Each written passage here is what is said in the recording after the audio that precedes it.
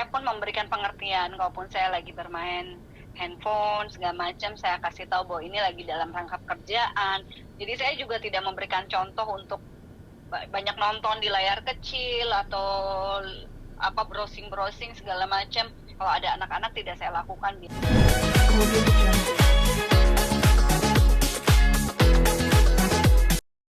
Iya. Sorry ya, Iya. aduh kejar-kejaran jadwal karena lagi banyak acara banget. Taruh bawah aja tuh. Kemarin tuh anjing saya ngelahirin. Oh, Sorry. jadi agak ribet ya Mbak. Iya, anaknya 7, heboh banget. Banyak banget. Oke, sekarang Oke. udah ready ya. Ya Mbak, mungkin boleh diceritakan nih, anak-anak kan udah lumayan besar ya. Mungkin udah diperkenalkan dengan gadget. Seperti apa sih Mbak pembatasan untuk anak-anak bermain gadget? Oke, anak saya ada 2. Yang pertama umur 7 tahun, yang kedua umur 4 tahun. Jujur, sampai sekarang mereka belum terpapar gadget ya, mereka belum bermain gadget gitu. Memang itu pilihan saya dan suami, belum memberikan, dan juga kami sudah memberikan pengertian kepada mereka. Kami akan memberikan nanti ketika di usia umur 14 tahun gitu. Karena saya mengikuti salah satu penciptanya Android, dia mengatakan di sebuah wawancaranya bahwa dia tidak memberikan juga kepada anaknya gitu. Dan saya jadi riset dan bertanya dengan beberapa ahli dampaknya gitu untuk anak-anak. Jadi akhirnya kami memutuskan memang belum memberikan gitu. Tapi anak-anak bisa menonton televisi dengan layar yang besar dan itu pun juga dibatasi dalam sehari tidak lebih dari 3 jam gitu. Tapi Mbak, mungkin alasannya sendiri kenapa sih nggak memperkenalkan dengan gadget dari dini Mbak? Memang pilihan ya dalam mendidik anak, setiap orang tua pasti punya alasannya. Satu, karena saya ingin anak-anak saya terbiasa melakukan permainan yang tidak satu arah gitu. Jadi dia banyak ngobrol, bermain dengan bonekanya dan lain sebagainya gitu. Dan juga saya membaca dari beberapa artikel bahwa dengan terus bermain dengan gadgetnya itu menciptakan ada namanya hormon dopamin ya, yang membuat rasa senang gitu, ketergantungan. Dan rasa ketergantungan bermain gadget itu katanya menurut penelitian sama seperti orang ketagihan merokok atau bermain judi gitu kan. Tetapi dalam hal melakukan itu kan ada batas usia. Nah kalau gadget kan nggak ada batas usianya gitu. Nah jadi itu adalah tinggal kebijaksanaan orang tua dalam memberikan. Nah pilihannya adalah sekarang anak-anak saya kalaupun bermain ya apa saja, bermain sewaktu saya kecil gitu. Yang laki-laki senang bermain layangan, olahraga, anak saya yang perempuan bermain boneka, dan ya memang kita harus memfasilitasi itu dan juga menemaninya, mengajak bermain gitu. Dan salah satu pilihannya saya tinggal di luar kota Jakarta adalah juga saya pengen dekat mereka tentunya dengan alam gitu ya. Kadang bermain masih di kebun, di mana saja gitu, tapi masih menghindari untuk gadget gitu.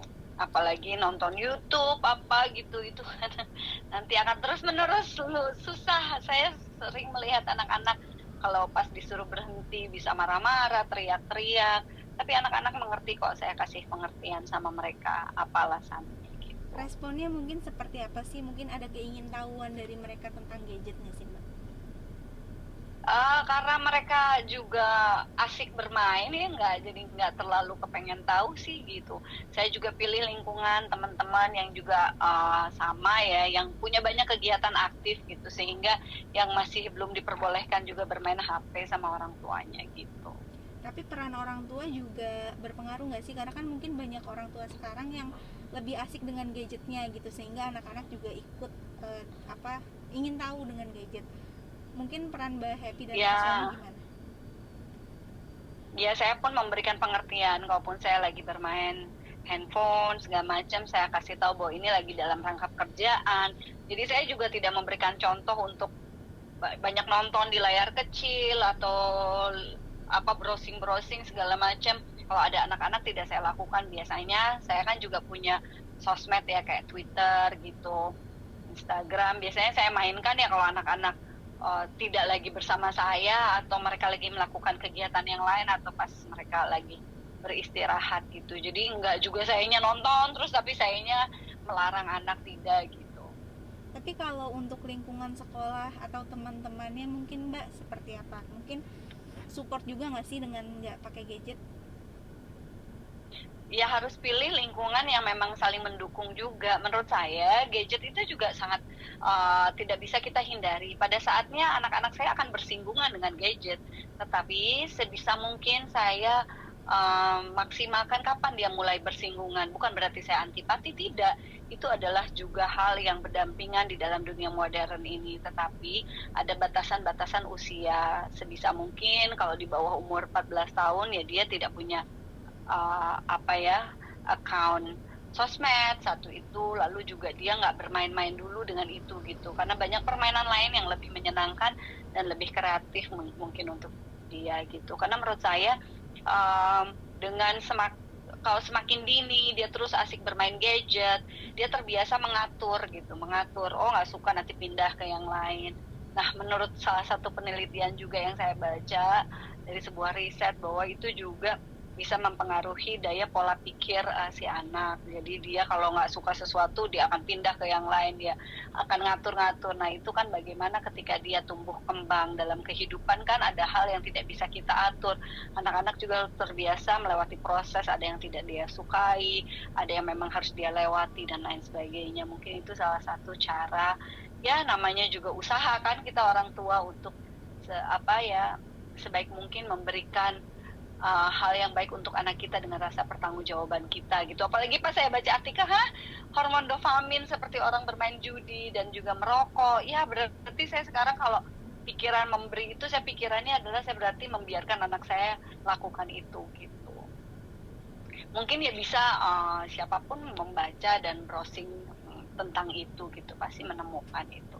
Tapi Mbak mungkin dari pola yang sudah diterapkan mungkin efeknya ke anak seperti apa sih yang Mbak lihat dengan tidak diberikan gadget?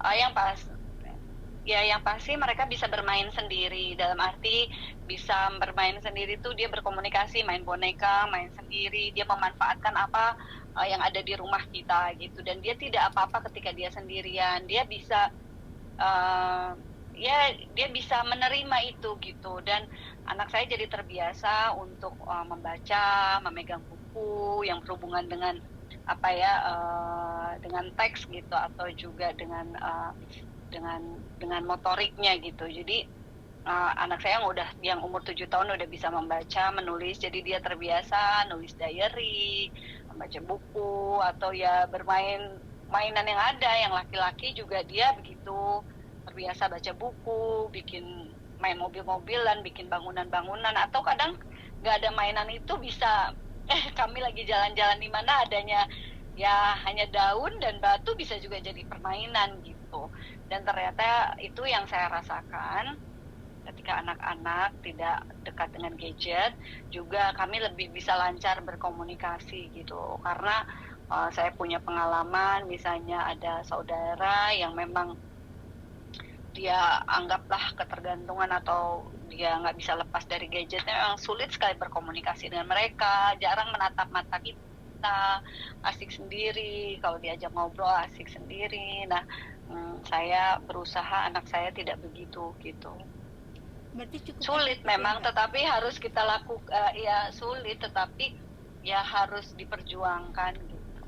Berarti dengan tidak memberikan gadget cukup efektif ya Mbak untuk saat ini.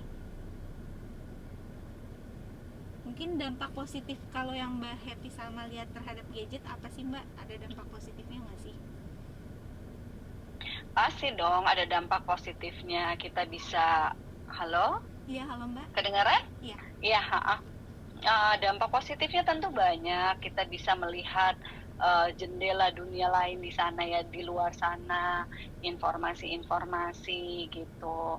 Itu dampak positifnya gitu. Tapi ya dampak negatifnya ya kita jadi ketergantungan. Nggak usah anak kecil ya, kita aja bangun tidur kadang-kadang pengennya carinya handphone, sebelum tidur carinya handphone. Itu juga harus kita batasi gitu. Tapi kan kemarin sempat pandemi ya Mbak, dan juga sempat mungkin sekolah online. Nah, saat itu mungkin gimana cara membiasakannya Mbak? Karena mungkin harus menggunakan gadget juga kan. Oh tidak sih, karena anak saya waktu pas pandemi adalah TK kan. TK-nya ketika ada online gitu saya keluarkan dari sekolahnya. Lalu saya cari memang yang tidak menggunakan gadget. Jadi akhirnya pas dia ketika masuk ke SD, kebetulan dia saya masukkan di sekolah negeri. Nah di sekolah negerinya itu tidak menggunakan gadget, tapi menggunakan tugas. Jadi lewat orang tuanya, misalnya dalam seminggu tugasnya apa, dia mengerjakan lewat buku dan lalu kita berikan kepada sekolahnya gitu. Mungkin terakhir tipsnya aja nih Mbak untuk memberikan pengertian kepada anak agar anak bisa mengerti untuk tidak menggunakan gadget di usia yang masih kecil. Iya, jadi diberi pengertian bahwa adalah memang belum untuk usianya. Yaitu tadi saya sampaikan bahwa sang penciptanya pun tidak memberikan anaknya di bawah umur 14 tahun. Berarti yang menciptakannya pun tahu kelebihan dan kekurangannya gitu. Jadi dia sudah sangat mengerti nanti ketika umur 14 tahun dia akan punya gitu. Sekarang belum punya dulu dan belum boleh main dulu. Boleh main yang lain tetapi tidak dulu bermain HP gitu istilahnya. Oh ya Mbak, tapi di usia 14 Dia tahun mengerti sih. di usia 14 tahun mungkin nanti boleh menggunakan gadget dan juga membuat sosial media gitu nggak sih Mbak? Iya boleh dong, masa boleh, pasti boleh. Itu tadi adalah hal yang tidak bisa dihindari, itu akan terjadi. Hanya saya sebisa mungkin menahan lambat lah gitu. Jadi saya sangat miris sekali kok anak umur masih setahun, 2 tahun udah main HP, terus dipegang, dimain-mainkan, diajak ngobrol sulit gitu, jadi sulit makan harus pakai HP. Terus saya sedih sejujurnya karena rasanya sayang sekali. Hal yang paling indah dari manusia itu adalah saling bertatapan, berkomunikasi.